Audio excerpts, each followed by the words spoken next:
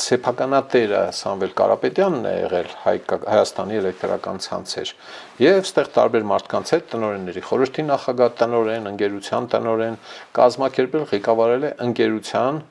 տնօրեն այսինչի կողմից նախնական համաձայնությամբ առանձնապես խոշոր չափով 1 միլիարդ 800 քանի միլիոն դրամ հարկեր վճարելուց խուսափելը այս է քննչական կոմիտեն հաղորդում ինչպես նաև սահմանափակ պատասխանատվությամբ ընկերությունների իրավասու անձանց ներգրավմամբ հիշյալ անձանց կողմից 2023 թվականների ընթացքում նյութական օգուտներ ստանալու եւ ապօրինի գործունեությունը քողարկելու նպատակով նշված ընկերությունների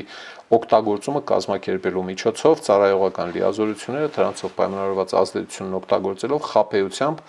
առանձնապես խոշոր չափերով 4 միլիարդ 972 միլիոն եւ այլն հափշտակելը այնուհետեւ նույն եղանակով օրինականացրել հանցավոր ծագում ունեցող առանձնապես խոշոր չափերով գույք եւ այլն ելի մի վագոն այսպիսի թվաբանություն ընկերներ հա հոդվածների մի հսկայական շարան խարդախություն, հարկերը, տուրքերը պարտադիր այլ վճարներից վճարելուց չարամտորեն խուսափելուն օժանդակելը, իշխանական կամ լիազորական ծառայողական լիազորությունները դրանցով պայմանավորված ընկերությունն օգտագործելով առանձնապես խոշոր չափերով փողերի լվացումը, հարկերը, տուրքերը պարտադիր այլ վճարելուց չարամտորեն խուսափելը եւ այլն, հա, մի վագոն մենակ ինքը չէ մեղադրյալ, մի քանի հոգի մեղադրյալներ կան, այս քննչական կոմիտեի հաղորդագրությունն է դա բացատրում, Սամվել Կարապետյանի նկատմամբ, ինչպես գիտեք, խափանման միջոց,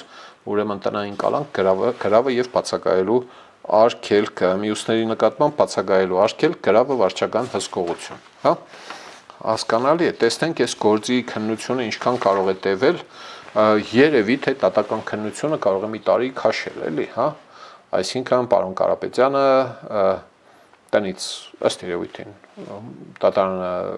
չի փոխի խափանման միջոցը, կոնե չի փոխի մինչև ընտրությունները եւ ընտրություններից հետո ընկած հնարավոր զարգացումները ու առավել եւս այս ամբողջի ֆոնի ներքո նորից ամեն անգամ մենք հիշում ենք, որ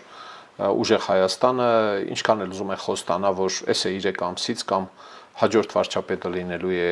Սամվել Կարապետյանը, առնվազն անլուրջ ու ծիծաղելի է թվում, էլի։ Հա, չգիտեմ ինչի վրա են հույսերը տրել ուժեղ Հայաստան կուսակցության երևացող ղեկավարները